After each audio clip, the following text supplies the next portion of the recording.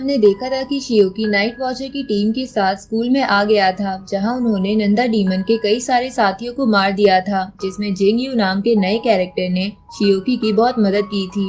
ऊपर से उसने ये भी पता लगाया था कि असली नंदा डीमन यी फाई की गर्लफ्रेंड नहीं बल्कि यी फाई खुद है। अब आगे तो इस पार्ट की शुरुआत में उन्हें पता चलता है कि शियोकी ने अपने साथियों के साथ मिलकर नंदा डीमन को खत्म कर दिया था और इस वक्त वो अपने ड्रीमिंग वर्ल्ड में है, जहां उसके सामने नंदा डीमन और यी फाई है। तभी शियोकी नंदा डीमन को डराते हुए उससे पूछता है कि जो सब तुमने किया था उसके पीछे की क्या वजह थी।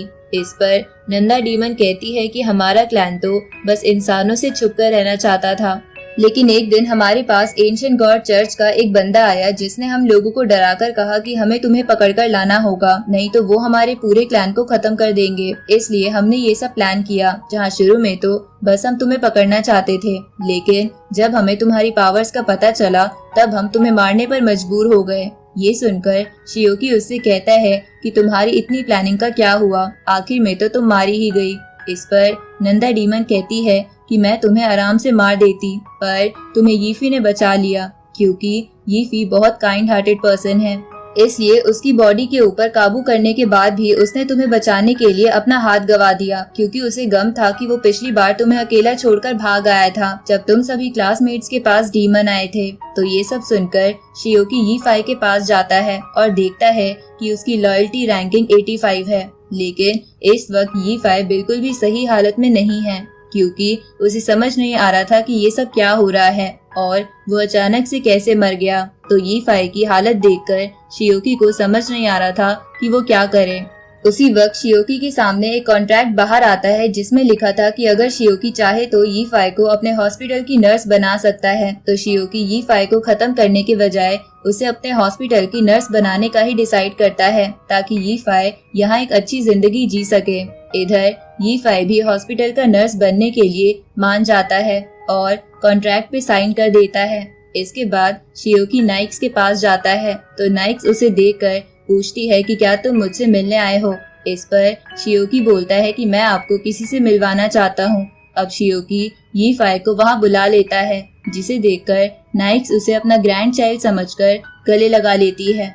तभी शियोकी धीरे से बोलता है कि नाइक्स की हालत ठीक नहीं है, इसलिए तुम्हें इसका ग्रैंड चाइल्ड बनने का प्रिटेंड करना है ताकि नाइक्स ठीक हो जाए। तो यी फाई इसके लिए मान जाता है और नाइक्स को अपनी दादी कहकर बुलाने लगता है। तो ये सुनकर नाइक्स बहुत ज्यादा खुश हो जाती है और उसके बारे में पूछने लगती है कि वो कैसा है।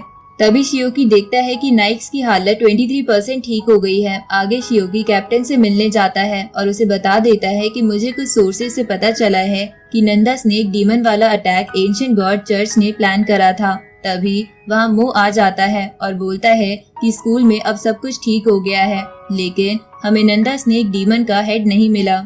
दूसरी तरफ हम देखते हैं कि शियोकी ने यी फाई की दादी के पास बहुत सारे पैसे भिजवा दिए थे और उन्हें ये लेटर भिजवा दिया था कि यी फाई किसी काम की वजह से दूसरी सिटी में गया हुआ है। साथ ही उसने यी फाई के भाई के लैपटॉप से सारे गेम्स डिलीट करके उसमें एजुकेशन वाली वीडियोस भर दी थी। इधर हम जिंग यू को देखते हैं जो एक अजीब सी जगह में होता है, जो असल में जिंग यू की सीक्रेट लैब थी। अब जिंग यू उस लैब में एक सूटकेस लेकर जाता है जिसके अंदर नंदा स्नेक डीमन का हेड था, जिसके बाद जिंग यू उस हेड को निकालकर कट करने लगता है क्योंकि वो उस पर रिसर्च करना चाहता था। हेड कट करने के बाद जिंग यू को उसमें से कुछ मिलता है, जिसे देखकर वो बहुत ज्यादा खुश हो जाता है और एविल तरीके से हंसते हुए अपने लैब के चूहों पर एक्सपेरिमेंट करने चला जाता है। अगले दिन हम कैप्टन और शियोकी को शॉर्ट ट्रेनिंग करते हुए देखते हैं, जहाँ ट्रेनिंग करते हुए कैप्टन शियोकी से कहता है कि मुझे अंदाजा नहीं था कि तुम कुछ ही दिनों में वैसे लेवल की पीक पर पहुंच जाओगे, इसलिए हम कुछ दिनों में तुम्हें नाइट वॉचर्स ट्रेनिंग कैंप में भेजने वाले हैं।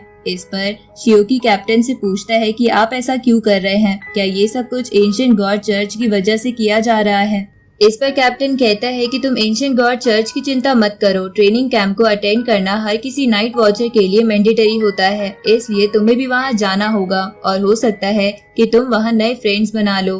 तो ये सुनकर शियोकी उसके लिए मान जाता है। इधर हम उसी नाइट वॉचर टीम के सीनियर कैप्टन को देखते हैं जो ट्रेनिंग कैंप के वाइस कैप्टन से मिलने आया था।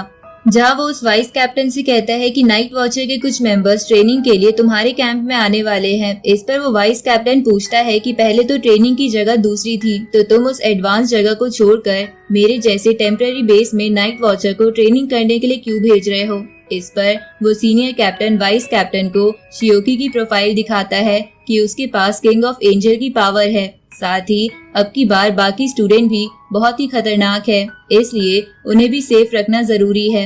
अब हम एक एक करके उन सभी मेंबर्स को देखते हैं जो सब ट्रेनिंग करने के लिए आने वाले थे, जिसमें सबसे पहले लड़का था बायली, जो कि एक बहुत बड़े बिजनेस एम्पायर का मालिक था और इस वक्त वो एक पब्लिक बाथ हाउस में स्ट्रेंजर्स के साथ एक कार्ड गेम खेल रहा था, जहां उनसे जीतने के बावजूद भी बायली उन सबको बहुत महंगी महंगी घड़ियां दे देता है, क्योंकि उसे अपनी रिच लाइफ दिखाने का बहुत शौक था। इसके बाद बायली ट्रेनिंग कैंप की तरफ निकल जाता है।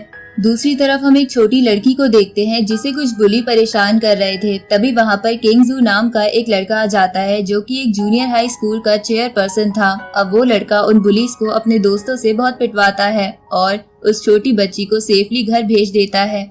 इस तरफ हम पहाड़ों के टेम्पल में युआन नाम के एक लड़के को देखते हैं, जो कि एक पापी था और करेंटली अपने पापों का पश्चाताप करने के लिए इस टेम्पल में रहता था। अब उसे टेम्पल का मॉन्क युआन को उस ट्रेनिंग कैंप में जाने के लिए कहता है, क्योंकि हो सकता है जब युआन दुनिया को डीमन से बचाएगा तो उसके पाप धुल जाए। तो युआन वहाँ जाने के लिए मान जाता है। इधर हम एंशिएंट गॉड चर्च में यीयू नाम के एक सीनियर को देखते हैं, जो कि एक दूसरे सीनियर से कहता है कि मुझे माफ कर देना, हम इस बार शियोकी को लाने में कामयाब नहीं हो पाए, लेकिन मैंने उसे लाने के लिए कुछ और प्लान्स बना लिए हैं। इस तरफ हम देखते हैं कि कैप्टन और रिसर्चर शियोकी को ट्रेनिंग कैंप छोड़ने के लिए जा रहे थे और दूसरी तरफ होंगिंग ऑफिस में जाती है जब वहाँ पर कोई भी नहीं था। तभी ऑफिस में लगा एंशिएंट गॉड चर्च वाला बॉम्ब फट जाता है, लेकिन किस्मत से होंगिंग उस बॉम्ब ब्लास्ट में बच जाती है और बाहर नजर रख रहे एंशिएंट गॉड चर्च वाले बंदे को भी देखकर पकड़ लेती है। दूसरी तरफ हमें पता चलता है कि यीयू ने शियोकी को पकड़ने का काम एंशिएंट गॉड चर्च के कुछ लोगों को दे दिया था, जो कि अलग अलग सिटी से आकर इकट्ठा हो रहे थे। इधर यीयू के सामने बैठा सीनियर पूछता है कि तुम इतना सब कुछ सिर्फ एक बच्चे के लिए कर रहे हो, ऐसा करने से तो नाइट वॉचर की टीम हमारी दुश्मन बन जाएगी, तो तुम्हें क्या पक्का यकीन है कि शियोकी बहुत स्ट्रॉन्ग है। ये सुनकर यीयू कहता है कि तुम सोच भी नहीं सकते कि शियोकी आगे जाकर हमारे लिए कितनी बड़ी मुसीबत बन सकता है। अगली सुबह हम ट्रेनिंग बेस को देखते हैं, जहां पर सारे ऑफिसर शियोकी के आने का वेट कर रहे थे, क्योंकि उन्हें लग रहा था कि शियोकी कोई संकी इंसान होगा जिसके पास डिवाइन पावर है। लेकिन जैसे ही वो देखते हैं कि शियोकी एक आम सा लड़का है, तो वो ये देखकर हैरान हो जाते हैं। तभी ऑफिस में वाइस कैप्टन आ जाता है और शियोकी को रिसीव करने के लिए एक ऑफिसर को भेज देता है। तो वो ऑफिसर शियोकी को पूरा कैंप दिखाते हुए उसके रूम की ओर लेके जाने लगता है, जहां जाते वक्त वो शियोकी से कहता है कि इस बार 239 कैंडिडेट ट्रेनिंग के लिए आए हैं। इस पर शियोकी ऑफिसर से पूछता है कि मैंने तो सुना था कि कुछ ही लोग नाइट वॉचर बन सकते हैं, पर 239 तो बहुत बड़ा नंबर है। जिस पर वो ऑफिसर बोलता है कि तुम्हें क्या लगा कि ये सभी लोग नाइट वॉचर बन जाएंगे? इनमें से जो भी ट्रेनिंग को कंप्लीट कर पाएगा बस वो ही नाइट वॉचर बन पाएगा। इसके बाद शियोकी उस ऑफिसर से पूछता है कि यहाँ पर पहले भी मेरे अलावा कोई ऐसा बंदा आया है जिसके पास डिवाइन पावर है? जिस पर वो ऑफिसर कहता है कि क्या तुमने मास टीम के कैप्टन के बारे में नहीं सुना? पर शियोकी को उस कैप्टन के बारे में कुछ नहीं पता था। तो वो ऑफिसर शियोकी से कहता है कि तुम्हें जल्द ही उस कैप्टन के बारे में पता चल जाएगा। इधर हम देखते हैं कि शियोकी का रूममेट कोई और नहीं बल्कि बायली था, जो अपने रूममेट के लिए कई सारे गिफ्ट्स लेकर आया था। तभी शियोकी रूम में जाता है, जिसे देखकर बायली अपना इंट्रोडक्शन देते हुए उसे गिफ्ट देता है, जिसके अंदर बहुत सारे रोलेक्स थी। तो शियोकी बायली से कहता है कि तुम मुझे रोलेक्स गिफ्ट क्यों कर रहे हो? ये सुनकर बायली को लगता है कि शियोकी को रोलेक्स नहीं पसंद, इसलिए वो उसे दूसरे ब्रांड की घड़ी देने लगता है। ये सब देखकर शियोकी बायली से पूछता है कि तुम्हारी फैमिली घड़ी का बिजनेस करती है? जिस पे बायली कहता है कि मेरी फैमिली बहुत सारे बिजनेस करती है और हालांकि मैं अमीर हूँ, पर तुम मुझे एक नॉर्मल इंसान जैसा ट्रीट कर सकते हो। तभी एक ऑफिसर सभी को ग्राउंड में आने को कहता है, जहां ग्राउंड में पहुंचने के बाद वाइस कैप्टन उन सभी कैंडिडेट से बोलता है कि मैं तुम सभी का हेड इंस्ट्रक्टर हूं और तुम सब मेरे स्टूडेंट्स, इसलिए चाहे तुम किसी भी बैकग्राउंड से हो, तुम सब अपनी आइडेंटिटी भूल जाओ, क्योंकि मेरे सामने तुम सब कचरे के अलावा कुछ नहीं हो, जिन्हें मुझे सोल्जर बनाना है।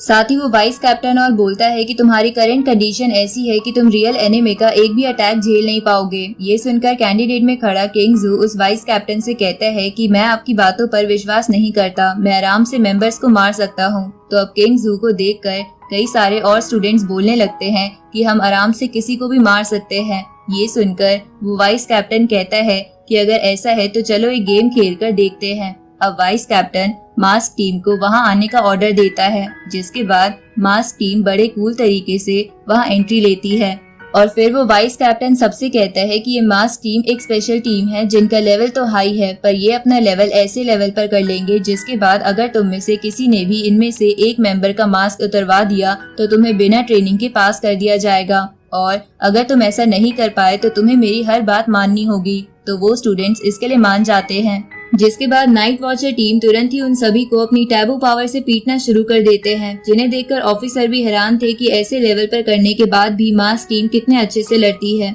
इधर शियोकी बाई ली को लेकर उस ग्राउंड से दूर भाग जाता है, जिसे मास्क टीम का कैप्टन भी नोटिस कर लेते हैं क्योंकि शियोकी बहुत तेज भाग रहा था।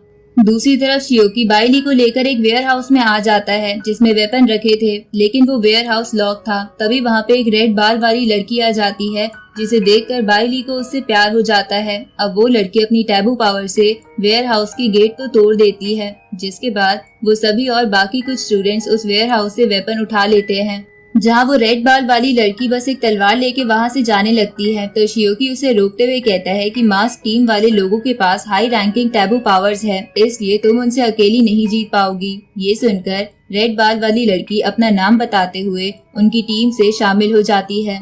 तभी बाई ली उस रेड बाल वाली लड़की जिसका नाम मोली था उसे महंगी महंगी घड़ियां दिखाने लगता है, लेकिन तभी शियोकी एकदम से मोली के पीछे जाकर एक मास्क टीम के मेंबर के अटैक को रोक लेता है। तो वो मेंबर कहता है कि तुम तो सच में अनोखे हो, जो तुम्हें मेरे यहाँ होने का पता चल गया। उसी वक्त मोली उस मेंबर के हाथ को काट देती है, लेकिन वो देखती है कि उसका हाथ फिर से ठीक हो गया है। ये देखकर मोली को लगता है कि उस बंदे के पास रीजनरेशन की पावर है, लेकिन शियोकी उसे बताता है कि उसके पास रीजनरेशन पावर नहीं है, बल्कि वो अपने टैबू पावर से अपनी बॉडी के पार्ट से वेपन को आर पार निकलवा सकता है। अब वेयर हाउस में खड़े सभी स्टूडेंट्स उस मेंबर को घेर लेते हैं, जिसके बाद वो शियोकी उन सभी से कहता है कि ये यहाँ अकेला है, इसलिए हम इसे हराकर आराम से जीत सकते हैं। तो ये सुनकर सभी स्टूडेंट्स अपने अपने वेपन्स लेकर लड़ने के लिए तैयार हो जाते हैं, लेकिन शियोकी देखता है कि बाई ली के पास कोई भी वेपन नहीं है। तभी हम देखते हैं कि बाई ली ने उस स्टूडेंट्स को बहुत महंगी महंगी घड़ियां देकर खरीद लिया, जो कि बाई ली की तरफ से उन सबसे लड़ने वाले थे। तभी बाई ली अपने लोगों से कहकर उस मेंबर से अटैक करवाता है, लेकिन वो मेंबर्स बच जाता है, जिसके बाद मोली और शियोकी उस पर स्वॉर्ड अटैक करने लगते हैं। पर तभी वहाँ पर मास्क टीम के बाकी मेंबर्स आ जाते हैं, जो वहाँ पर अपना डोमेन ओपन करके ग्रेविटी मैजिक एक्टिवेट कर देते हैं, जिसकी वजह से सभी स्टूडेंट को चलने में बहुत दिक्कत हो रही थी। लेकिन फिर शियोकी सभी स्टूडेंट्स के साथ प्लान बनाकर उन मास्क टीम के ऊपर एक्सप्लोजिव फेंकता है, जिन एक्सप्लोजिव को रोकने के लिए मास्क टीम को अपना डोमेन बंद करना पड़ता है ताकि उन्हें नुकसान ना हो। पर डोमेन डीएक्टिवेट करने के बाद भी वो एक्सप्लोजिव फट जाते हैं, लेकिन मास्क टीम एक पोर्टल की मदद से बच गए थे और दूसरी तरफ शियोकी ने भी सभी को बचा लिया था। इधर मास्क टीम का एक मेंबर अपने कैप्टन से कहता है कि मैंने तो पहले ही कहा था कि वो डिवाइन पावर वाला बंदा बहुत ही पावरफुल है,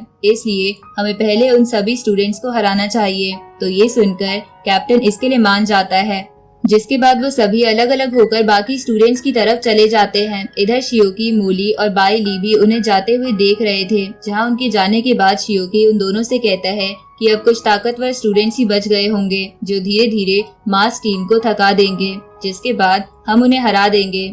इधर हम एक बिल्डिंग में युआन और कुछ स्टूडेंट्स को देखते हैं, जहां पर युआन एक जगह चुपचाप बैठा था। तो बाकी स्टूडेंट्स उसे कहते हैं कि मास्क टीम का एक मेंबर हमारी बिल्डिंग में आ गया है, इसलिए तुम हमारी मदद करो वरना हम मारे जाएंगे। पर युआन इस गेम को हारना चाहता था, इसलिए वो कुछ भी ना करके बस बैठा रहता है और बस अपने पास्ट के किए कर्मों को याद करके दुखी होने लगता है। तभी हम देखते हैं कि वहाँ पर किंग जू भी था, जो देखता है कि उसके टीम के सारे मेंबर्स को एक मास्क टीम के मेंबर ने हरा दिया है, जो कि इनविजिबल होकर उन सबसे लड़ रहा था। तो किंग जू एक बबल बनाकर अपने ही टीम मेंबर्स को उसमें फंसा देता है, जिसकी वजह से उनका दम घुटने लगता है। इसके बाद किंग जू उस मेंबर से कहने लगता है कि तुम जल्दी से अपना मास्क हटा लो वरना मैं इन स्टूडेंट को जान से मार दूंगा। ये सुनकर वो मेंबर बोलता है कि तुम ऐसा कैसे कर सकते हो, ये तो बस एक गेम है और तुम कैसे इंसान हो जो कि बस एक गेम में अपने दोस्तों को मार रहा है। ये सुनकर किंग जू उससे बोलता है कि मैं तुम्हें 5 सेकंड देता हूँ, अगर तुमने 5 सेकंड में मास्क नहीं हटाया तो ये सब मारे जाएंगे। ये सुनकर वो मेंबर अपना मास्क हटाने लगता है, लेकिन तभी वहाँ पर मास्क टीम की एक और मेंबर आ जाती है जो किंग जू पर हमला करके उससे उस बिल्डिंग से बाहर फेंक देती है। इसके बाद किंग जू अपने दोस्तों से कहता है कि हमारा प्लान फेल हुआ, इसलिए तुम सब यहाँ से भाग जाओ। ये सुनकर वो सभी स्टूडेंट्स तुरंत ही उठकर वहाँ से भागने लगते हैं। असल में ये सब किंग जू का प्लान था जो अपने दोस्तों से दम घुटने का नाटक करवाता है ताकि वो उस मेंबर्स को ब्लैकमेल करके उसका मास्क उतरवा सके। लेकिन जब ये बात उस मेंबर को पता चलती है तो वो किंग जू पे अटैक करने के लिए आगे बढ़ता है, लेकिन तभी किंग जू उसे अपने बबल में फंसा देता है। दूसरी तरफ हम देखते हैं कि वो नाइट वॉचर का कैप्टन और होंग यिंग उस पकड़े हुए एंशिएंट टेम्पल के बंदे को पीट कर पूछताछ कर रहे थे, जहां उन्हें उससे पता चलता है कि शियोकी को पकड़ने के लिए एंशिएंट टेम्पल ने कुछ लोगों को बुलाया है। अब इसी के साथ ये पार्ट यहीं पे खत्म होता है।